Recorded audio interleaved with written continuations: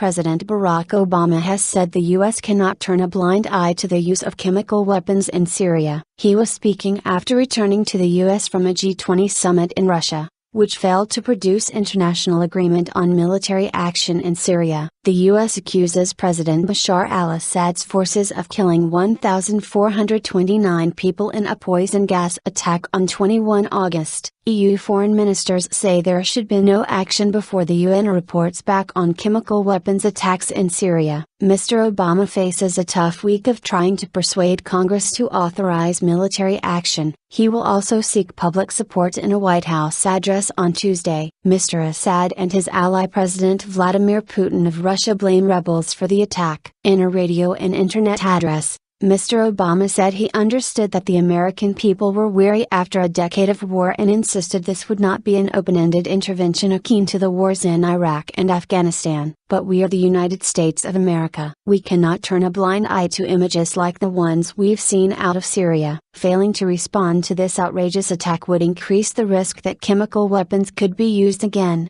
that they would fall into the hands of terrorists who might use them against us, and it would send a horrible signal to other nations that there would be no consequences for their use of these weapons, all of which would pose a serious threat to our national security. Any action, President Obama said, would be limited both in time and scope, designed to deter the Syrian government from gassing its own people again and degrade its ability to do so. G20 deadlock. Russia restated its opposition to any strike at the G20 summit in St. Petersburg, with Mr. Putin warning that military intervention would destabilize the region. Both Russia and China, which have refused to agree to a UN Security Council resolution against Syria, insist any military action without the UN would be illegal. President Obama has only a few days to convince Congress, which returns from its summer recess on Monday. Both the Senate and House of Representatives could vote on the Syrian issue as early as next week. Mr. Obama has acknowledged that he faces a heavy lift to win congressional backing. A poll commissioned by the BBC and ABC News suggested more than a third of Congress members were undecided whether or not to back military action,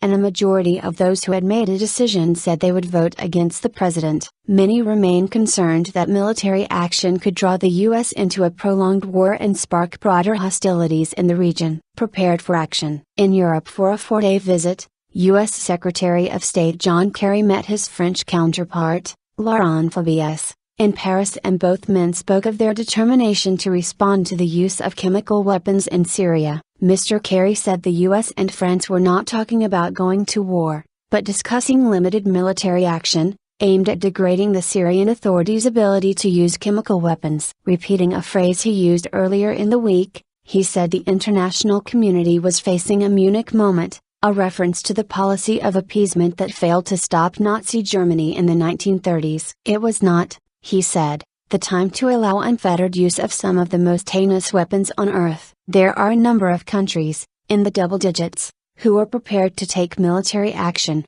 he added. We have more countries prepared to take military action than we actually could use in the kind of military action being contemplated. Earlier, in the Lithuanian capital Vilnius, he welcomed a statement on Syria by EU foreign ministers who were meeting there. The EU ministers issued a statement saying that the available intelligence seems to indicate strong evidence that the Syrian regime is responsible for the attack. While calling for a clear and strong response, the ministers said that the crisis in Syria should be addressed through the UN process and said they hoped UN investigators could issue their preliminary report on the attack as soon as possible. They said they welcomed French President François Hollande's call to wait for this report before taking any further action. Mr. Kerry welcomed the EU's strong statement about the need for accountability. A senior U.S. State Department official who attended Mr. Kerry's meeting with the ministers said Mr. Kerry had made clear the U.S. had not made any decision to wait. The U.S. Secretary of State is due to meet Arab League representatives in Paris before traveling to London for further talks with UK Foreign Secretary William Hague. Some 100,000 people have died in the 2.5-year-old Syrian conflict, according to the UN.